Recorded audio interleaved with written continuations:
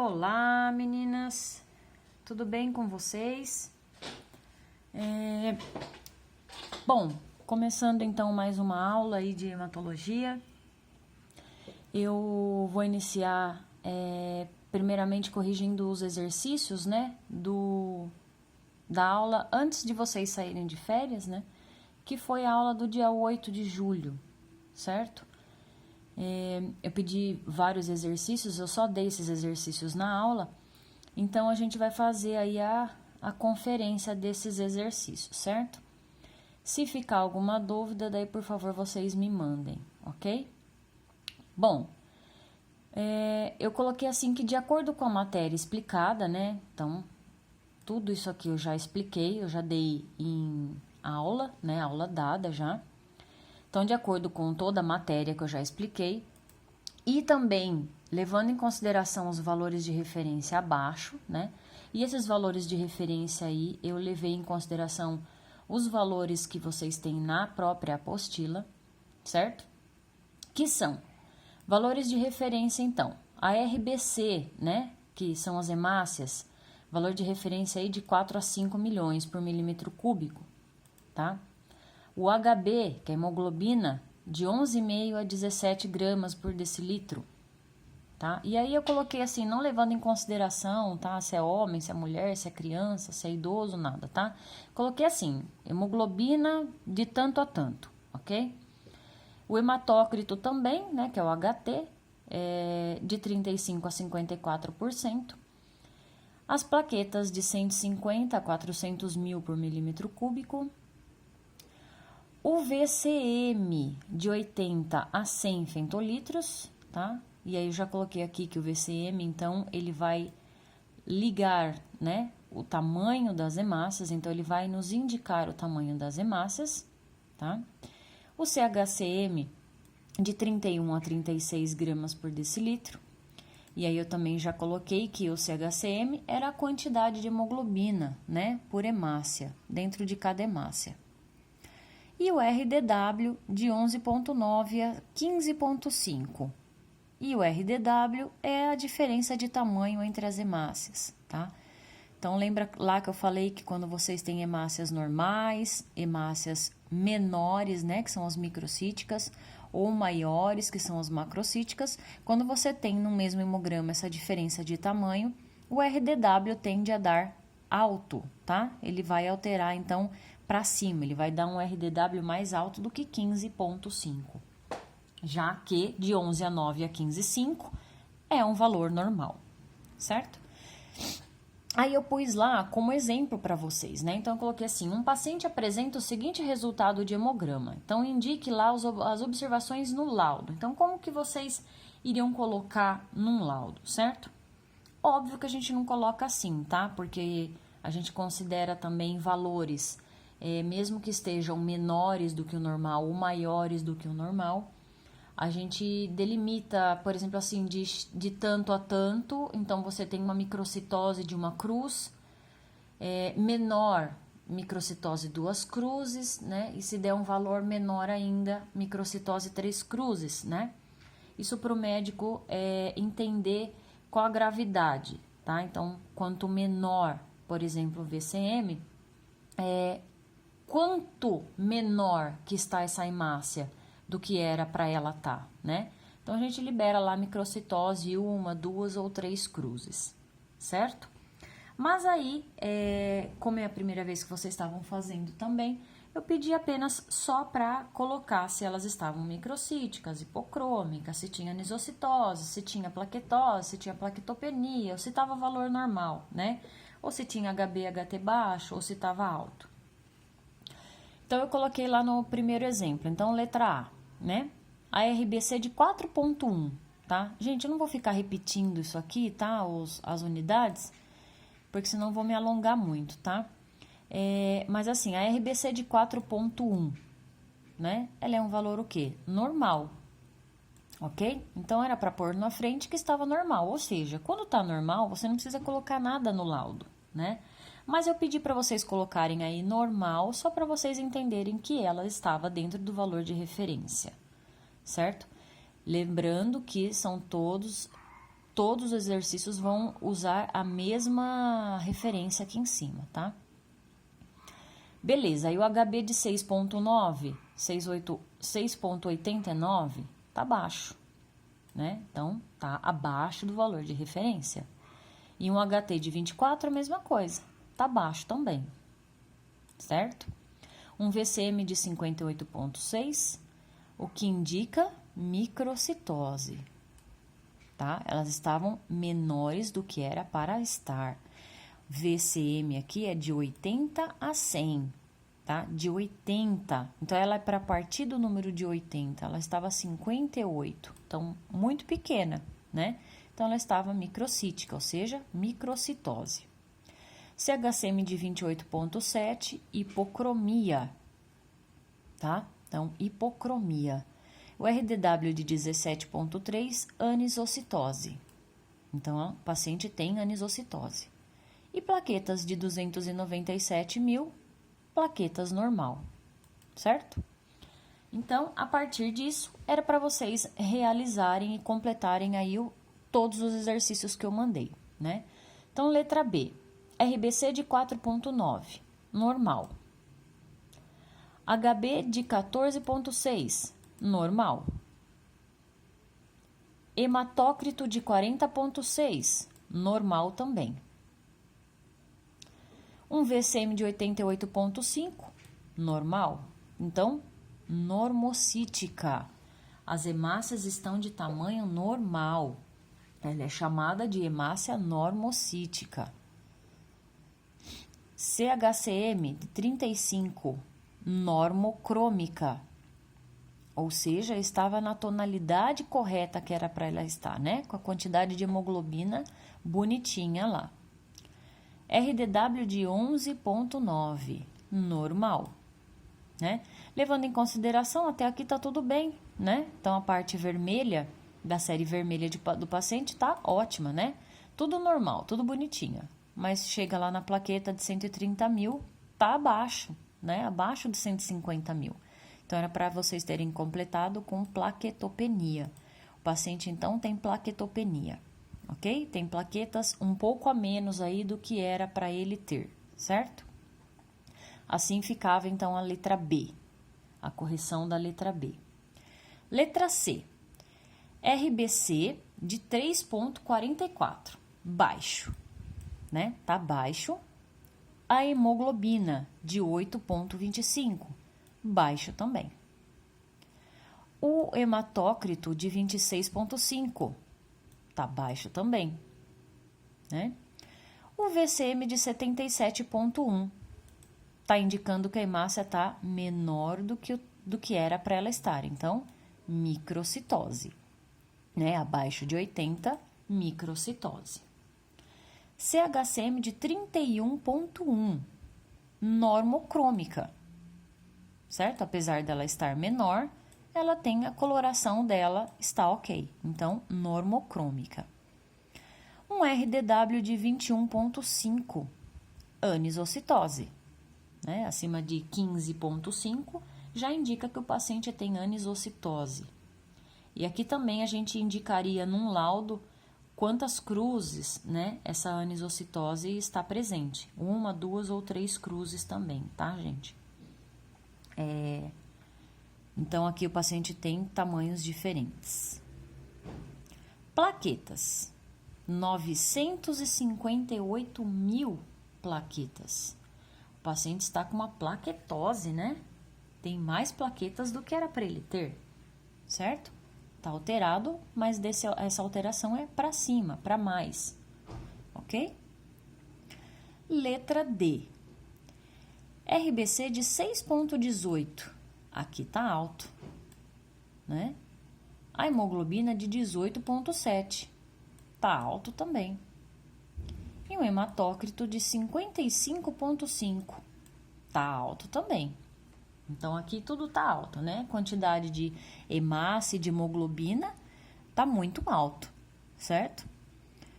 O VCM, 89,7.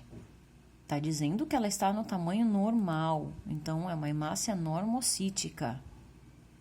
O CHCM de 33,6, então está indicando que é uma hemácia normocrômica.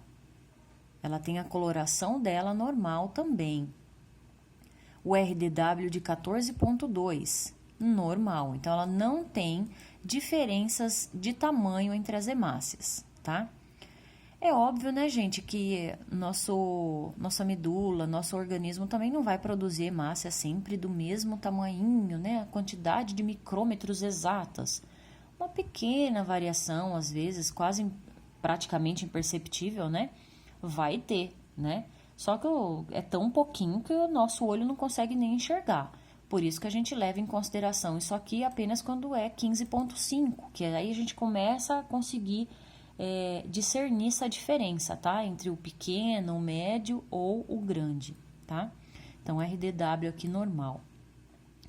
As plaquetas de 79 mil indica que a pessoa tem uma plaquetopenia, está com plaqueta abaixo de 150 mil, então está com plaqueta baixa, tá? A letra E, RBC de 3,08, tá baixo.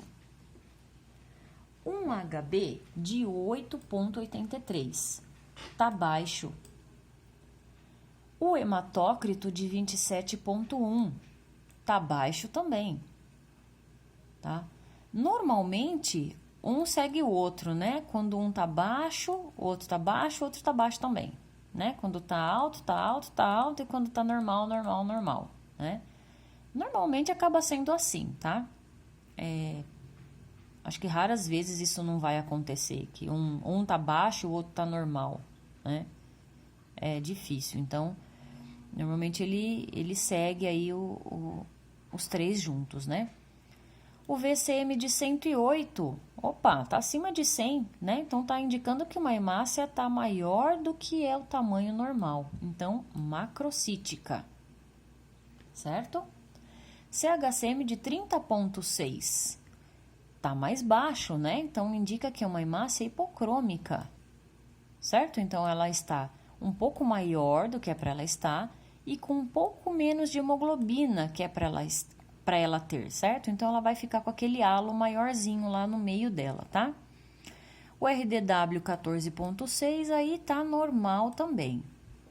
E as plaquetas de 499 mil está indicando uma plaquetose, certo? Tem um pouco mais aí de plaquetas acima do normal. E a última, né? Letra F, a RBC de 3,72, baixo, certo? Tá baixo. Hemoglobina de 10,4, tá baixo também. Um hematócrito de 32,1, tá baixo também, certo? O VCM de 78 tá indicando o quê? Que elas estão um pouco menores do que é para ela estar, certo? Um pouco menos abaixo de 80, então já indica que ela está microcítica. Então era para vocês colocarem microcitose. CHCM de 30,6 indica que ela tem aí um pouco menos de hemoglobina, né? Então indica uma hipocromia, ok? Um RDW de 16,9, então acima de 15,5, né? Anisocitose, o paciente vai ter uma anisocitose, então tem diferenças do tamanho das hemácias, né? Entre o tamanho delas. E as plaquetas de 234 mil, normal, ok? Se vocês ficaram com dúvida, depois vocês me mandam mensagens, tá? Eu respondo para vocês. Bom, coloque as observações, né? Número 2, coloque as observações nos itens abaixo, considerando os valores de referência do exercício anterior. Então, os valores de referência era para vocês considerarem o mesmo, tá? Os mesmos valores. Só que aí eu não coloquei todos os dados como se fosse de um paciente só. Eu coloquei aleatório, tá? Então, só para vocês verificarem cada item e se ia alguma observação, tá? De normal ou acima ou abaixo, ok? Então, vamos lá. Letra A, CHCM de 29,8 era hipocromia, certo? RDW de 20,1, anisocitose. Plaquetas de 554.000, plaquetose. VCM de 111, macrocitose, certo? Um RDW de 13,1, normal. Um VCM de 99, tamanho normal, né? Até 99 ainda está normal, até 100 o normal ainda. Então, ela é uma hemácia normocítica. CHCM de 31,9, normocrômica, certo? Uma hemácia de cor normal. Plaquetas de 26.000, plaquetopenia, tá bem baixa essas plaquetas aqui, né? Bem abaixo de 150.000, então plaquetopenia. VCM de 72,2, microcitose. As hemácias estão menores do que o tamanho normal. CHCM 33,3, normocrômica, certo? Tá em coloração normal, em tom, né, na tonalidade correta. RDW de 19,8, anisocitose. Então, tem variação de tamanhos de hemácias. VCM de 87, normocítica. As hemácias estão de tamanho normal. Plaquetas de 364.000, né? Normal. Um RDW de 17,2, anisocitose. Então, o paciente também tem variações entre tamanhos de hemácias. O CHCM de 30,1, indicando uma hipocromia, né? Coloração um pouco mais desbotada aí, mais clarinha. E uma plaqueta de 64.000, plaquetopenia, certo? Abaixo de 150.000, plaquetopenia. Agora, o exercício número 3, né? Eu pedi coisas que a gente estudou mais lá atrás, falando dos leucócitos, né? Então, eu perguntei assim, ó. Coloquei, responda as perguntas, né? Então, letra A. Qual que é a cor do citoplasma do linfócito? Né? A resposta era azul claro, certo? Ele tem um pouquinho citoplasma, mas é um azul claro. Qual a cor dos grânulos do basófilo? Azul escuro, tá? Ou um azul arroxeado, ou um roxo, tá? Aí não importa o que vocês colocaram, tá? Azul escuro arroxeado, ou roxo, todas essas cores aí são aquela tonalidade bem escura, tá? Então, tá correto. Letra C. Quantos lóbulos o neutrófilo segmentado normal possui? Né? Então, ele vai ter de 2 a 5 lóbulos, tá? Então, o leucócito normal vai ter de 2 a 5 lóbulos. O leucócito não, o neutrófilo, desculpa. Neutrófilo segmentado. Letra D. Qual a característica das granulações dos neutrófilos segmentados, né? E a sua cor? Então, era para responder que ela é fina e rosa. Lembra lá dos segmentados? A granulação é como se fosse uma poeirinha, né? Então, ela é bem fininha e rosa. Vai ter uma corzinha bem rosada, tá? Qual a cor dos grânulos? Se vocês erraram qualquer resposta aqui, arrumem, tá? Porque daí vocês vão usar os exercícios para fazer estudos para a prova, tá?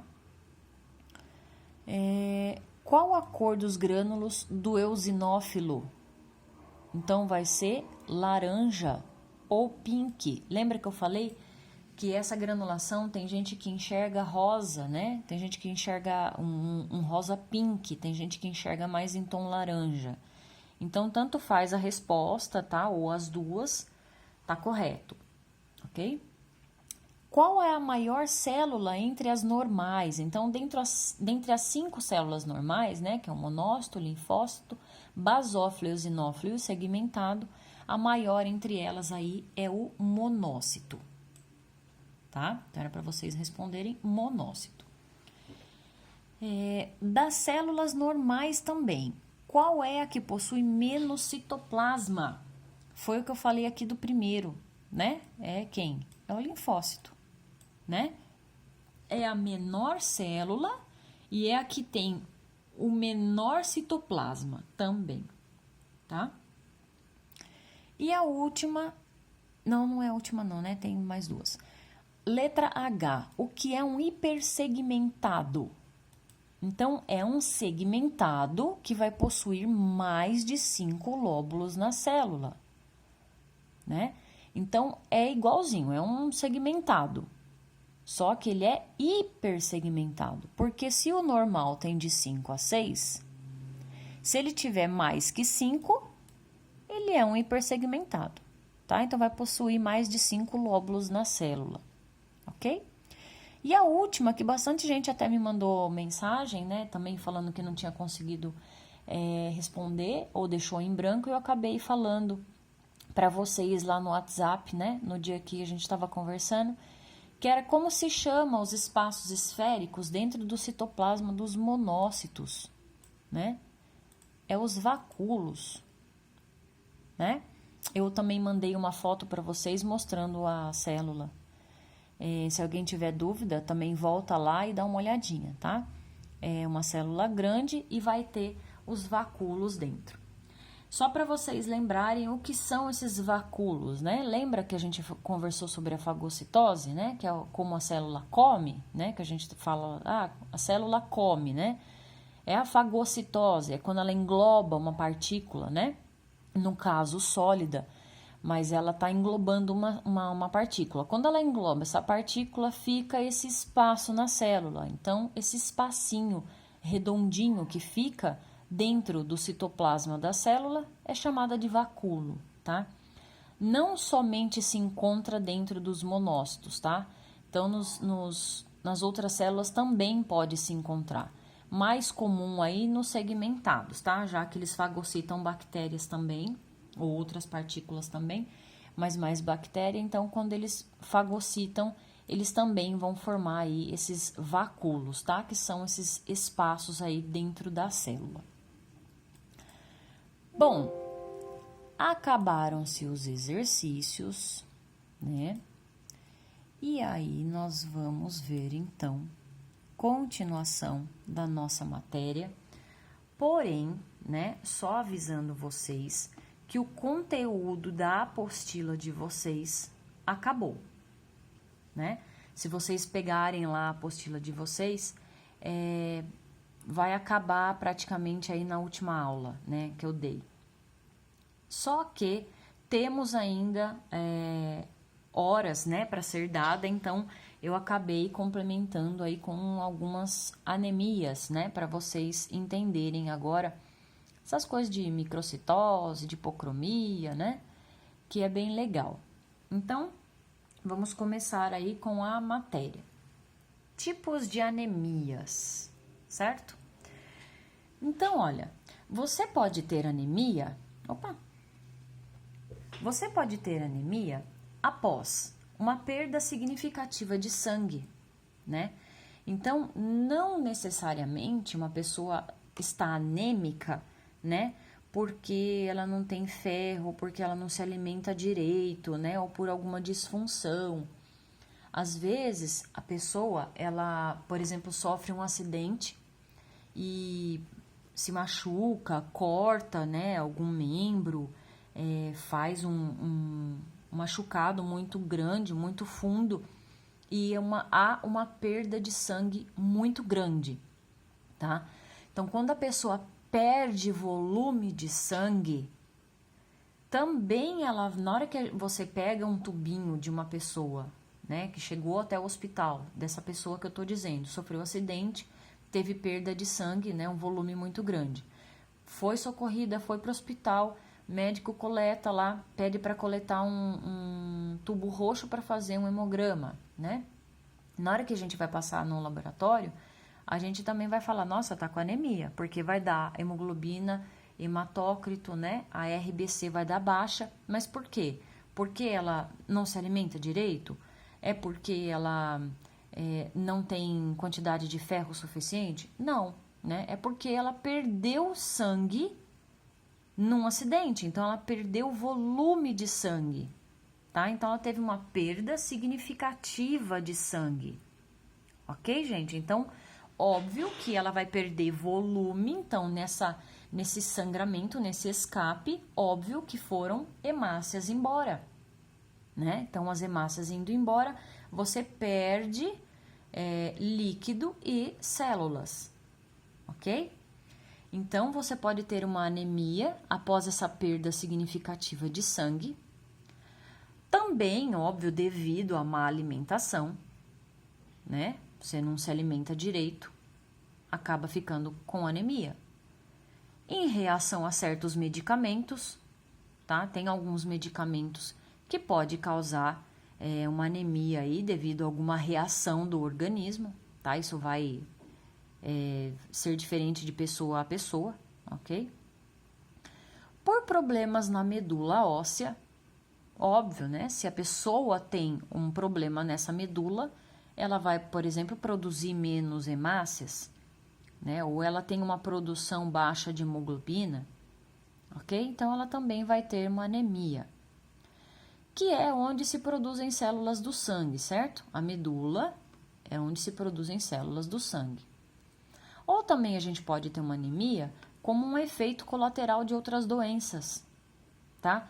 Por exemplo, a leucemia, que chamada aí fala de câncer do sangue, né? Que as pessoas mais falam dessa maneira, né? Que fala que é um câncer no sangue, porque é um problema na medula, né? Há um problema na medula onde ela começa a produzir muitas células e ela não guarda lá na medula, ela não deixa a célula maturar lá dentro da medula no tempo correto, né? Lembra que a gente falou que de célula tronco passa para mieloblasto, certo? Para metamielócito, para bastonete e tal, certo? Falando toda a linhagem de célula, toda aquela maturação, a medula não segura a célula dentro lá para ocorrer essa maturação.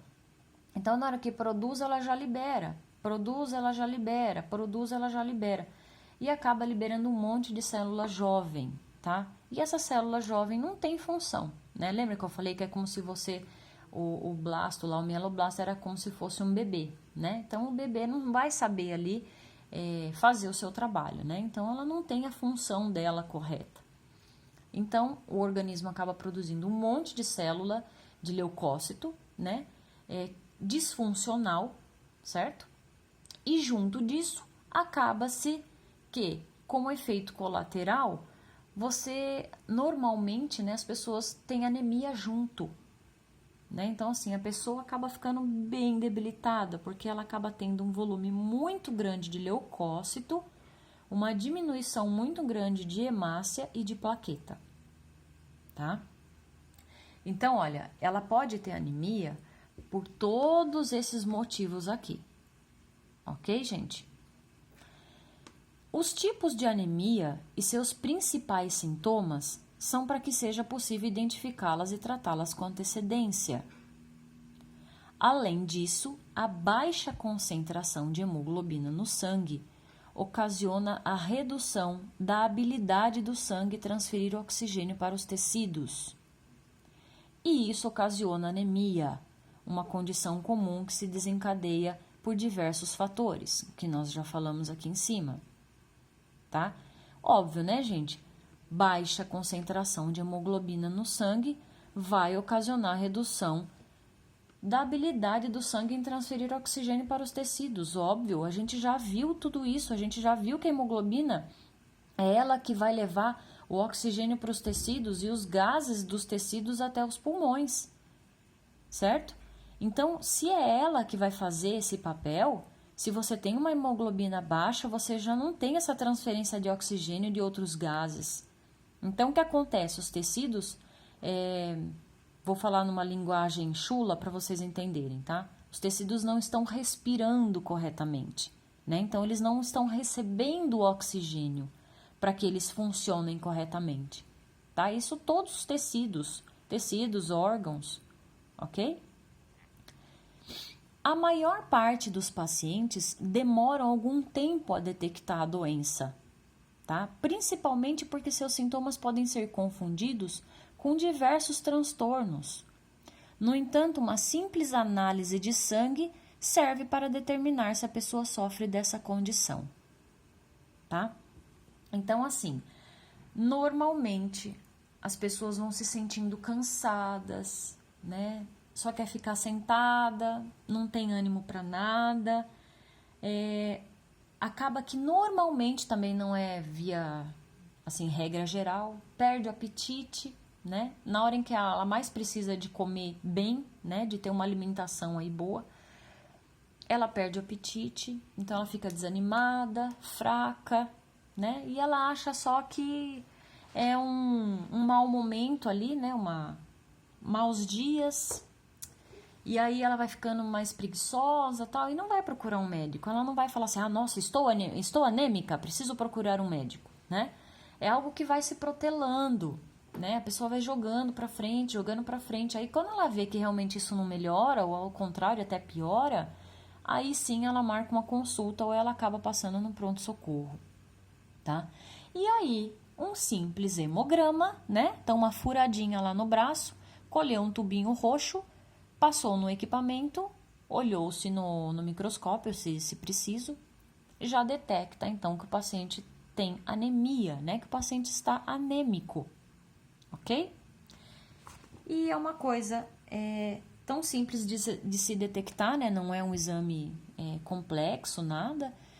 Num pronto-socorro se faz aí também, libera-se laudo, às vezes o médico pede aí de 3 horas mais ou menos para já ter o resultado. Então, é um exame relativamente rápido, né? Não é caro e o médico já consegue ter aí esse laudo em mãos, né? Para poder dar a certeza que o paciente tem anemia ou não, ok? Nas mulheres, por exemplo, né? É muito comum anemia por deficiência de ferro, né? Que ela é chamada a anemia ferropriva, né? Então, lembra assim, ó. Privação de ferro, ferropriva, tá? Devido especialmente a quê, né, gente? Aos nossos períodos menstruais abundantes. Então, tem mulheres que menstruam mais do que 5 dias, mais do que 7 dias, às vezes chega a 10, às vezes chega a 15 dias, né? E se você tem um fluxo muito intenso, né, e às vezes também, né, pode ser até relativo a algo a mais que a pessoa tenha, não somente uma menstruação normal, né? Ela pode ter coisas aí no útero que pode fazer ela menstruar mais, né? Ela ter uma hemorragia mais intensa, mas nós mulheres temos essa anemia ferropriva aqui como a mais comum, tá? Devido aos períodos menstruais, né, que podem ser mais abundantes, tá? A anemia também é comum, né, em nós ainda mulheres durante a gravidez, certo? E também, aí já no modo geral, nos idosos. Mas, né, em idosos com determinadas doenças crônicas que vão causar a destruição das células vermelhas do sangue, tá? Ou vão causar níveis baixos de ferro, ok? Então, se os idosos tiverem algumas doenças crônicas aí que possam causar destruição de células vermelhas, eles também têm mais suscetibilidade a ter a anemia ferropriva, tá? Pela destruição aí das células vermelhas, ok? A anemia não é um termo que inclui tudo, tá? Você fala, tô com anemia, ok, mas qual o tipo de anemia, né? O médico precisa saber qual o tipo, certo? Então, não é só falar estou com anemia ou o paciente está com anemia.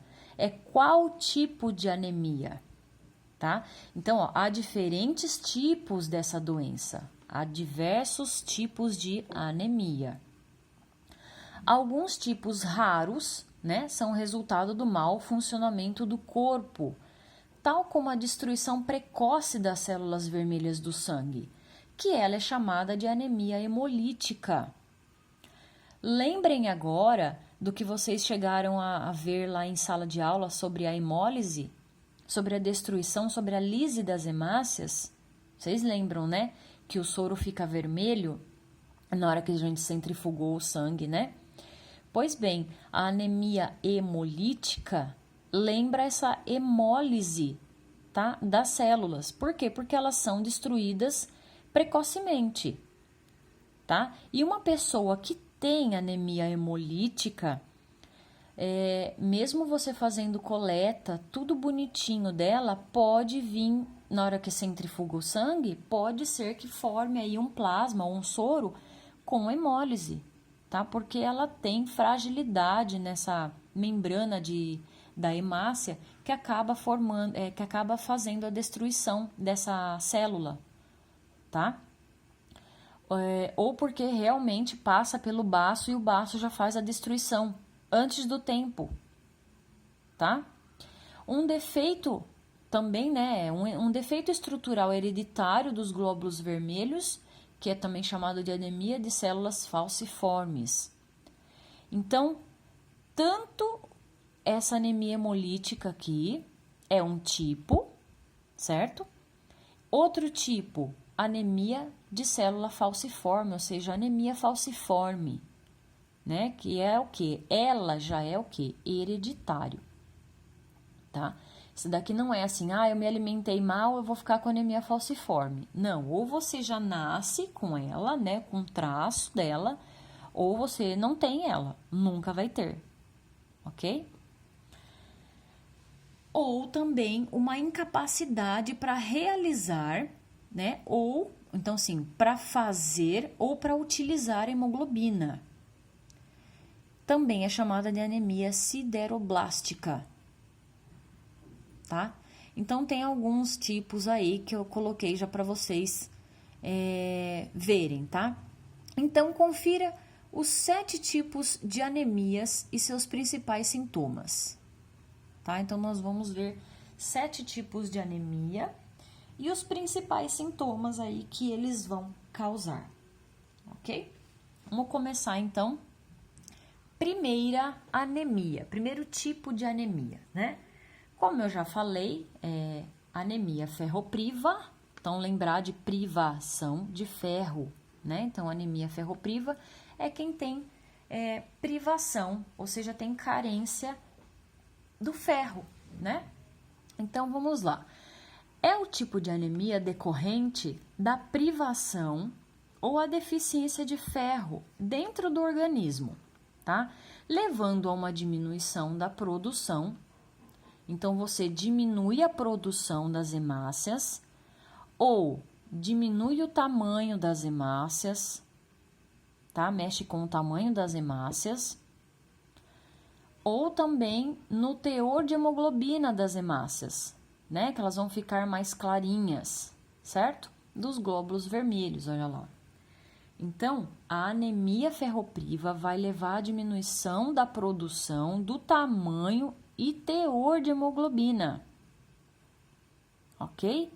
Então, além de você ter pouca hemoglobina, você vai ter pouca hemoglobina, vai ter uma hemácia menor e menos hemácias também, certo? Porque se você não tem muito ferro, lembra que o ferro está presente nas moléculas de hemoglobina. Se você tem poucas hemoglobinas, né? Poucas moléculas de hemoglobina, você vai ter uma hipocromia dentro das células. Normalmente, você produz uma célula de tamanho menor, né? Porque você não precisa de uma célula de tamanho normal para compor toda a hemoglobina normal, porque você tem menos. e aí você também vai produzir menos hemácias, tá? Olha como uma coisa leva a outra, né? Então, o ferro é essencial para a produção dos glóbulos vermelhos e seus níveis baixos no sangue comprometem toda a cascata de produção das hemácias, que foi o que eu disse, né? Se você tem pouca hemoglobina, você não vai produzir hemácia de tamanho normal e nem quantidade ideal, ok? Dentro dos glóbulos vermelhos, olha lá, existe uma proteína chamada hemoglobina, que tem na sua estrutura bioquímica a presença de moléculas de ferro. Só de ferro? Não. Óbvio que tem mais moléculas também, né, gente? Vai ter também moléculas de cobalto. E o cobalto está presente na vitamina B12, tá? Então, a hemoglobina, ela é a responsável pelo transporte do oxigênio que respiramos até todas as células do corpo humano. Que já vimos, já revemos, né? Já vimos de novo, já revimos de novo, né, gente? Para bater na mesma tecla e entrar na cachola de vocês, certo? Na diminuição, né, desta hemoglobina, então quando diminui a hemoglobina, o transporte de oxigênio fica o quê? Comprometido, né? E várias consequências danosas serão desencadeadas, porque, claro, né, se você não tem hemoglobina, você não tem quantidade certa de hemácias, é óbvio que você vai ter sintoma. Estima-se que 90% das anemias sejam causadas por deficiência de ferro. Então, vamos lá. A anemia ferropriva, então, é a que mais incide as pessoas, tá?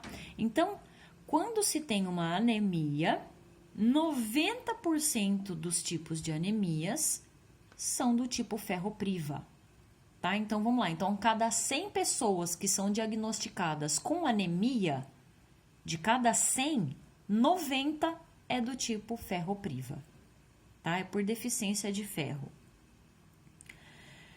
Como que as pessoas ficam quando tem esse tipo de anemia? Olha, os sintomas vão incluir fadiga crônica e desânimo, cansaço aos esforços, pele e mucosas pálidos, descorados, tá, gente? Isso que eu falo assim, é boca, é aqui dentro do olho, tá? Toda a mucosa, ela vai ficar descorada, ela vai ficar em tonalidade pálida e não rosinha igual é, tá?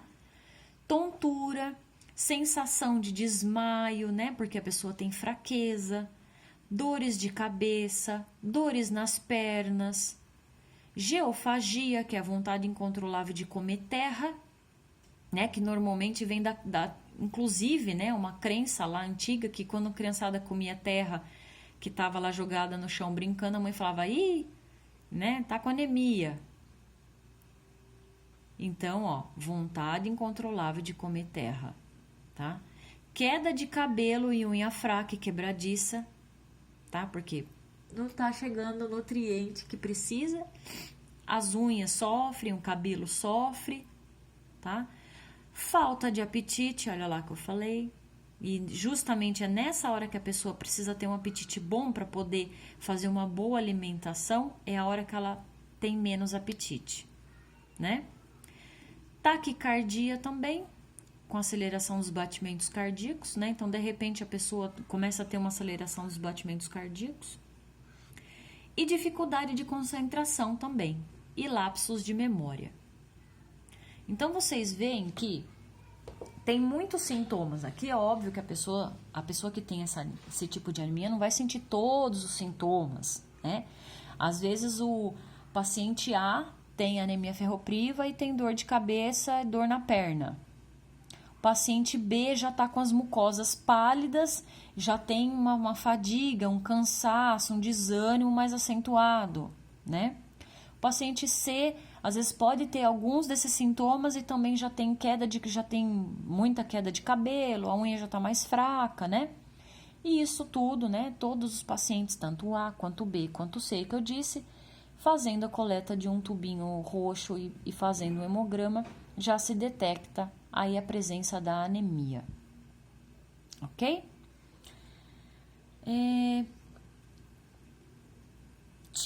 Este tipo de anemia, tá? Então, a anemia ferropriva, ela é causada por quê, professora? Só porque eu não me alimento direito?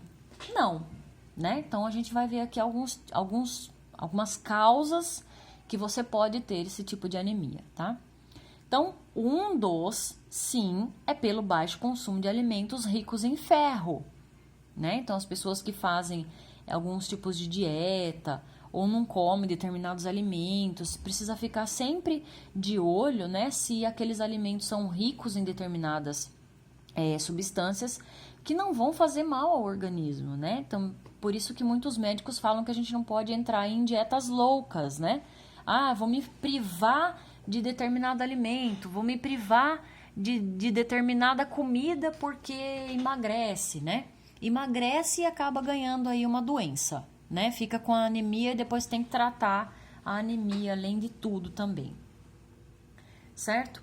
Que mais que essa anemia aí pode causar, né? Bom, eu também posso ficar com essa anemia, né? Se tiver cirurgias que retirem aí partes do estômago, por exemplo, ou do intestino, né? Que vão afetar a absorção de ferro, certo? Bom, nosso estômago é ele que vai fazer toda a preparação dos alimentos para que no intestino você tenha absorção de ferro. Então, se você não tem o estômago nem para fazer a quebra das moléculas pro alimento ir certinho lá pro intestino fazer essa absorção, então se você não tem parte do estômago, se você não tem parte do intestino ou os dois, tá? Que possam, né, o intestino ainda, partes dele que afeta a absorção de ferro, você pode ficar com anemia ferropriva também, tá? Em parasitoses, tá? Em verminoses. Só fazendo um gancho, por isso aqui também que as pessoas falam de comer terra, né? Que as pessoas falam, ih, tá com verme, ou tá com anemia também, né? Então, falar, comendo terra tá com verme. Aí tá com verme, tá com anemia, certo? Mas não são todos os vermes, tá, gente? Então, são algumas verminoses aí intestinais, tá? Que é como o ancilostomíase. Então, ela é causada pelo parasita Ancylostoma duodenalis, né? E esses animaizinhos, esses parasitas aí, quando tá dentro do intestino, eles roubam o ferro dos alimentos. Então, quando a gente faz a nossa alimentação, quando o nosso estômago vai lá, né, quebra as moléculas bonitinho, aí esse líquido, né, super rico em nutrientes, vai para o intestino para a gente fazer a nossa absorção de alimentos. O ferro, uma das substâncias, né, são roubadas por esse Ancylostoma duodenalis aqui. Ele faz a refeição primeiro do que nós, tá? Então, ele vai roubar os alimentos, ele vai roubar o ferro dos nossos alimentos antes deste ser absorvido pelo intestino. Então, na verdade, quem tem esse verme está alimentando o verme ao invés de se alimentar, tá? Por isso que a pessoa, se deixar muito tempo, ele continua fazendo a reprodução dentro do intestino, esse número de parasita vai aumentando cada vez mais, né? E se a pessoa não procura um médico, ela pode aí ter uma anemia grave, né? Por causa de um parasita, tá? E ela nem sabe, às vezes. Então, é difícil também. Quando a pessoa também tem o trânsito intestinal acelerado, tá? Como isso? Como nos casos de diarreia frequente, tá? Tem pessoas aí que têm diarreias crônicas, né? E essa diarreia, como passa muito rápido esse líquido rico aí em nutrientes da nossa alimentação, vai passar muito rápido por esse intestino, tá? Vai dificultar a absorção do ferro durante sua passagem pelo tubo digestivo, que é o local da absorção dele. Então, veja, você se alimenta, só que você tem esse trânsito muito acelerado, passando ali pela parte que faz a absorção do ferro. Óbvio que vai ter uma absorção mais restrita, né? Não vai ter uma absorção completa aí. E também no caso de hemorragias, tá? E é identificada num simples hemograma. Seu tratamento consiste na boa alimentação e na suplementação de ferro, tá? Então, assim, na hemorragia, foi o que eu disse lá no primeiro exemplo. Por exemplo, a pessoa que vai lá e sofre um acidente, né? De trânsito, no serviço, em casa, não sei. A pessoa corta um dedo lá e corta o braço, a perna, atinge uma artéria importante, perde muito sangue, ela também vai ficar com anemia ferropriva. Por quê? Porque ela tá perdendo ferro, certo? Ela tá perdendo sangue, ela tá perdendo volume de sangue, tá? E tá dizendo aqui que todos esses tipos, não importa qual o motivo que você resultou nessa anemia ferropriva, né? Ela é identificada num simples hemograma, tá? E que o seu tratamento vai consistir, então, numa boa alimentação, principalmente em alimentos ricos em ferro, né? E também, às vezes, na suplementação de ferro. Não sei se vocês já viram aquelas ampolas de ferro, né? Dependendo de quanto de anemia ferropriva que esse paciente tem, o médico pode querer acelerar essa suplementação, né? Essa reposição de ferro. E ele pede lá que a pessoa vá de tempo em tempo no hospital, porque daí tem que ser no hospital. A pessoa compra umas ampolas, tá? Ou dependendo do hospital, o próprio hospital já dá. Essas ampolas que são suplementos de ferro, então é ferro puro dentro dessa ampola. O pessoal da enfermagem vai lá, pega esse material e coloca numa bolsinha de soro fisiológico. E a pessoa toma esse soro, né? Como se fosse um medicamento, então põe na veia. Só que daí ela vai ter essa suplementação de ferro já diretamente na veia, tá? Então, esse tipo de suplementação é para tratamentos que você queira já um resultado mais rápido, tá? Um resultado um pouco mais rápido. Então, o médico pode tanto fazer a suplementação de ferro, como também pedir a melhora da alimentação desse paciente. Eu acho que eu vou ficar por aqui, porque daí eu vou passar exercícios para vocês, né? Como sempre, para complementar a aula. E aí, na próxima aula, a gente faz correção e vamos partir para os outros tipos de anemias também, gente. Então, até a próxima aula. E se vocês tiverem dúvidas, não deixe de tirar as dúvidas lá no nosso grupo de WhatsApp, ok? Beijos para vocês e até a próxima aula. Tchau!